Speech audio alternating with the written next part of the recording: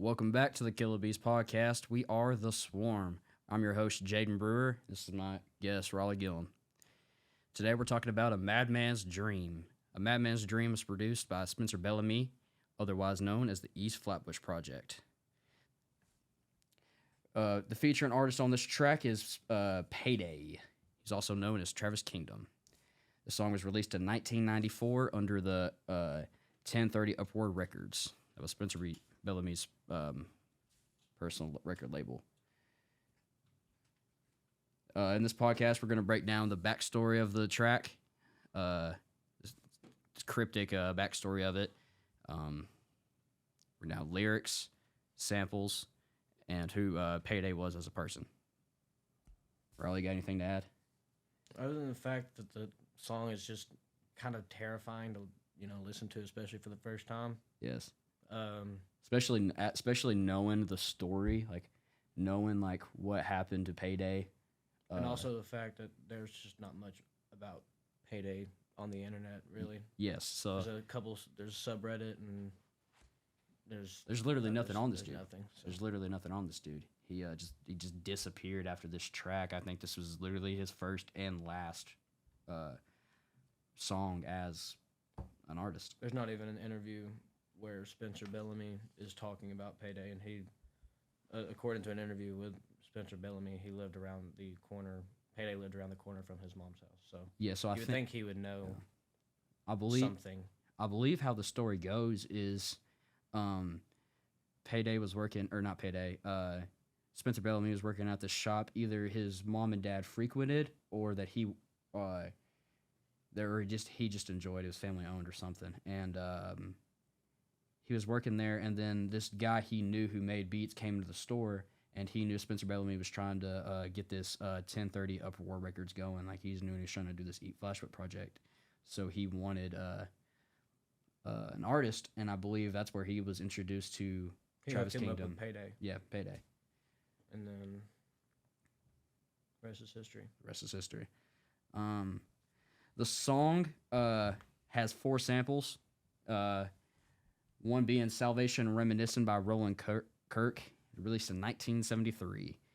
Uses multiple elements of the song, kind of That's the like undertone. Yes. Yeah, kind of just like the melody of the song. And then we got Easy to Be Hard by Three Dog Night. That was released in 1969. And that bass line you hear in the song, that boom, boom, boom, boom, boom, boom, that's where that comes from. We got Feel Like Making Love by Bob James, 1974.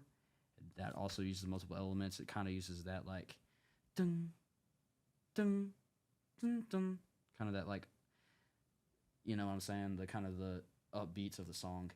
And then you got a Long Red by Mountain, 1972. It uses a lot of the lyrics and I think that's where the ooh ah that gives the song that cryptic sound.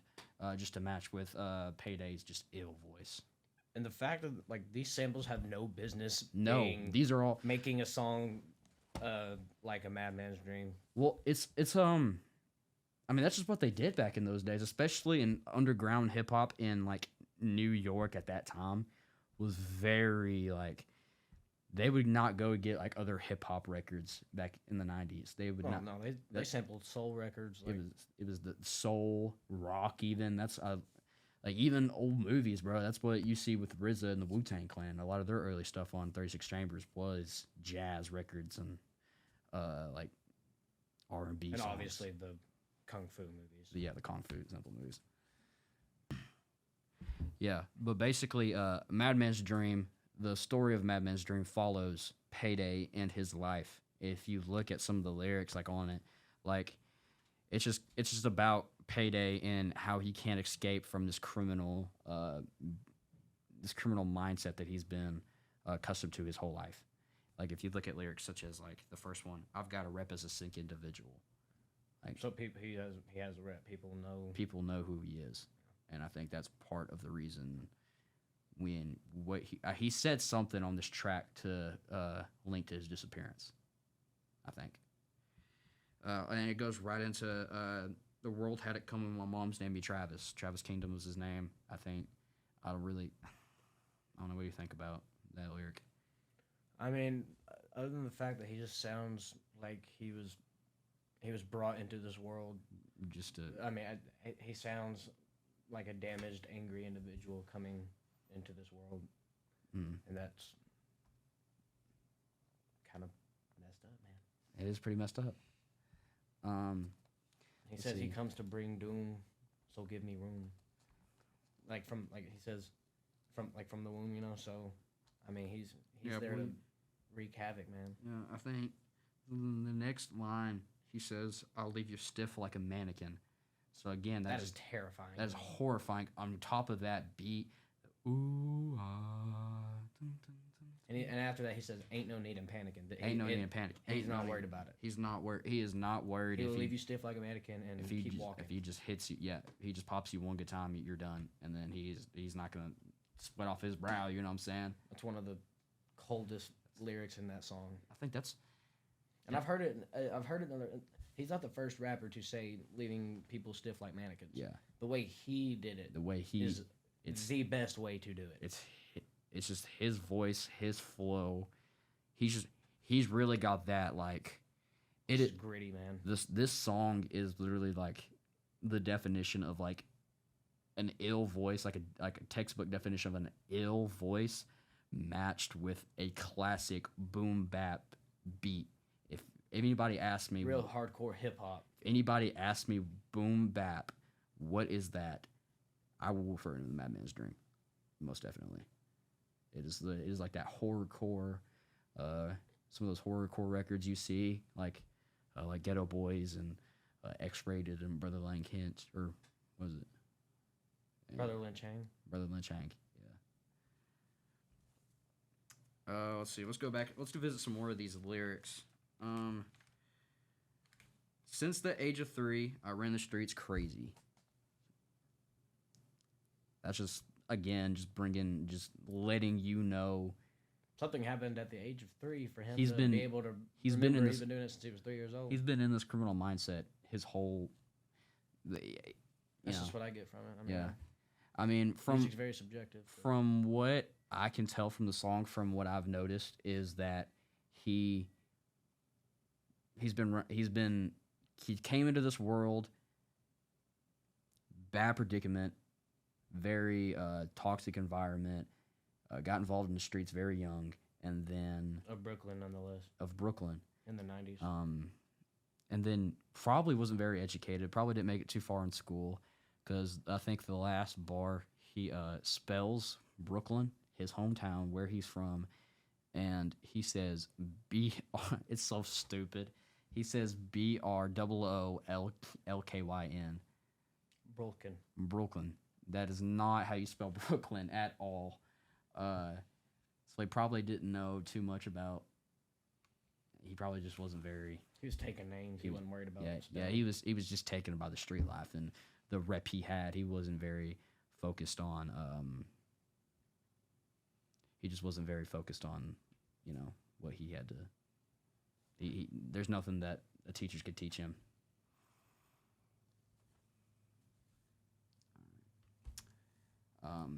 Later on in the song, he compares himself to John Gotti. John Gotti is an infamous gangster.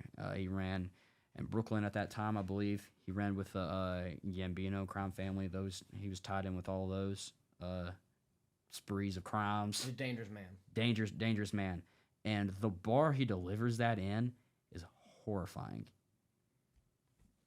Boom goes the shoddy into your body, living wild like John Gotti.